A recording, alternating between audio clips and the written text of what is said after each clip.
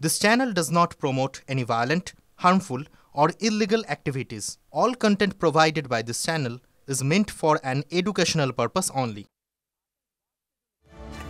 পথে বেরিয়ে পদে পদে বিপদ, কোথাও বেহাল রাস্তা তো কোথাও মৃত্যু ফাঁদ। ক্ষোভের আগুন রাস্তায়, মানুষের জীবন নিয়ে কি ছিনিমিনি?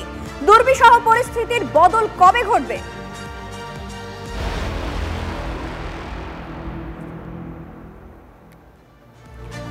রাস্তার ধারে পাথরের স্তূপ, সেটাকে পাশ কাটিয়ে যেতে গিয়ে ভয়াবহ দুর্ঘটনা বসিরহাটের মাটিয়ায়।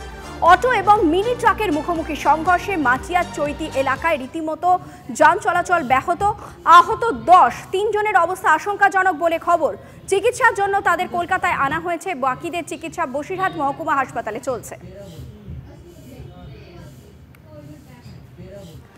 রাস্তা সংস্কারের দাবিতে দক্ষিণ 24 পরগনার তুষখালীতে আগুন জ্বালিয়ে বিক্ষোভ। দক্ষিণ 24 পরগনার তুষখালী বাজারে বিক্ষোভ এলাকাবাসীর। দীর্ঘ 13 বছর ধরে রাস্তা সংস্কার হয়নি, অভিযোগ স্থানীয়দের।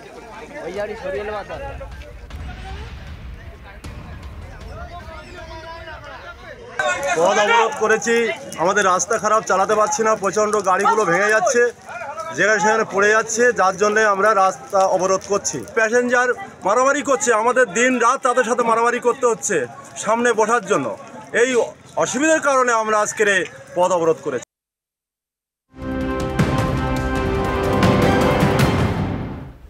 চোখ রাখবো কাশ্মীরের খবরে। কাশ্মীরের কিশতওয়ারে এখনো চলছে গুলির লড়াই। 3 থেকে 4 জন জঙ্গি লুকিয়ে রয়েছে কিশতওয়ারে। জঙ্গিদের ঘিরে রেখেছে বাহিনী। গুলির লড়াইয়ে গতকাল কিশতওয়ারে শহীদ হন এক জুনিয়র সেনা অফিসার।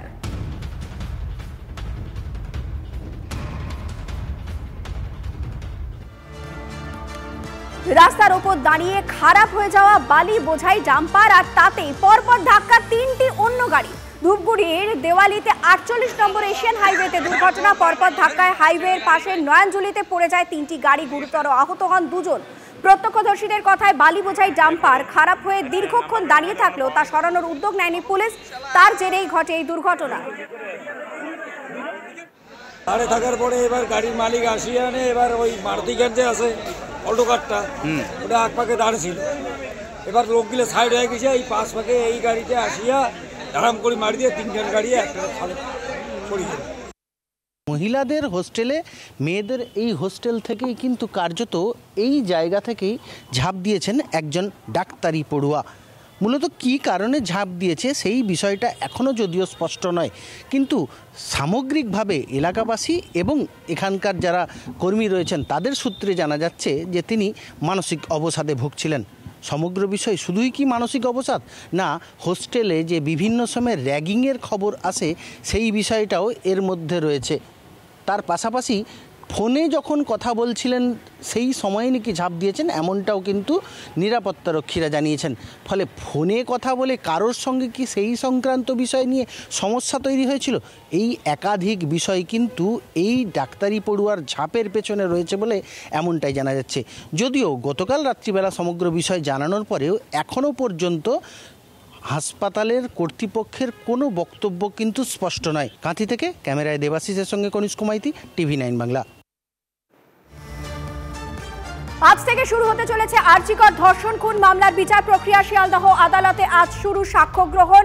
সাক্ষী দিতে আদালতে তিলোত্তমার বাবা। আজ সিবিআই পক্ষের 51 জন সাক্ষীর সাক্ষ্য গ্রহণ হবে। সুমন মহাপাত্র আমাদের সঙ্গে রয়েছেন। সুমন, কি খবর রয়েছে? দেখো, সবচেয়ে বড় খবর যেটা, যে তিলোত্তমার বাবাও কিন্তু এই মামলার সাক্ষী। তিনি আজকে সাক্ষ্য প্রমাণ দিতে যাবেন শিয়ালদা আদালতে, এটা আমরা পরিবার সূত্রে জানতে পারছি। তুমি জানো 51 জন সাক্ষীর সাক্ষ্য গ্রহণ প্রক্রিয়া হবে বৃহস্পতিবার পর্যন্ত, 4 দিন ধরে। এবং সিবিআই পক্ষের এই 51 জন সাক্ষীর সাক্ষ্য গ্রহণ শেষ হলে তারপর অভিযুক্ত সঞ্জয় রায়, তার তরফ থেকে যদি কোনো সাক্ষী থাকে তাদেরও সাক্ষ্য গ্রহণ প্রক্রিয়া চলবে। যাতে দ্রুত মামলার নিষ্পত্তি হয় সেই জন্য এই পদক্ষেপ।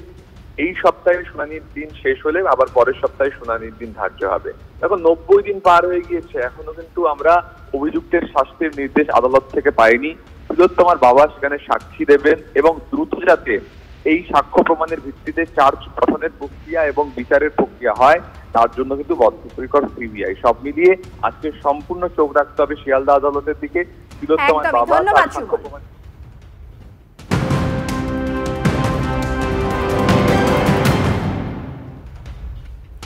নিমতলায় গঙ্গাঘাট ভাঙনে বন্দর কর্তৃপক্ষের সঙ্গে বৈঠক চান মেয়র। গঙ্গা ভাঙন নিয়ে চিন্তায় কলকাতা পুরসভা। গঙ্গার গতিপথ বদলের আশঙ্কা বিশেষজ্ঞদের।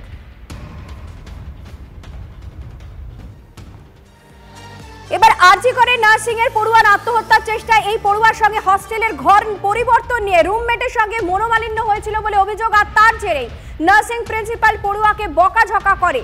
নার্সিং প্রিন্সিপাল বকাঝকা করায় আত্মহত্যার চেষ্টা করে কি ওই পড়ুয়া, এই নিয়ে বিস্তর জলঘোলা হতে ইতিমধ্যেই শুরু করেছে। আরজি করার পরে কিন্তু মেডিকেল ফ্রেটার্নিটির উপর অনেকগুলো ঘটনা ঘটে গেল, তো কাজেই আর চারিদিকেও ঘটছে। সেগুলো নিয়ে আমরা যেরকম উদ্বেগের মধ্যে আছি, আমাদের যেমন মেন্টাল স্ট্রেস হচ্ছে, ওদেরও তো কম বেশি হচ্ছে। ওদেরও তো একা যেতে হয়, নাইট ডিউটি থাকে, ফলে সেই সমস্ত কিছু বিচার করে যেন তাদেরকে ট্রিট করা হয়। এর মধ্যেও যেন আবার তাদেরকে ভয় দেখানো না হয়। যারা দায়িত্বে আছেন তারা আরেকটু সহমর্মিতার সঙ্গে সবটা দেখুন, কারণ এই সুইসাইড করতে গিয়ে ওকে সেভ করা গেছে বলে কিন্তু এই কথাগুলো বলা যাচ্ছে।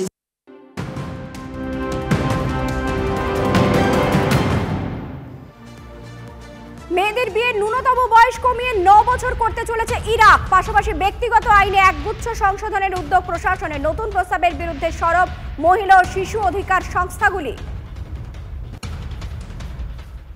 চোখ রাখবো আরো একটি গুরুত্বপূর্ণ খবরে। আজ থেকে শুরু হলো 2016 আপার প্রাইমারি বাংলা ও ইংরেজি বিষয়ের 8091 জন প্রার্থীর কাউন্সেলিং ও রেকমেন্ডেড পর্ব। আমরা কথা বলবো, আমাদের সঙ্গে টেলিফোনে রয়েছেন আমাদের প্রতিনিধি রঞ্জিত।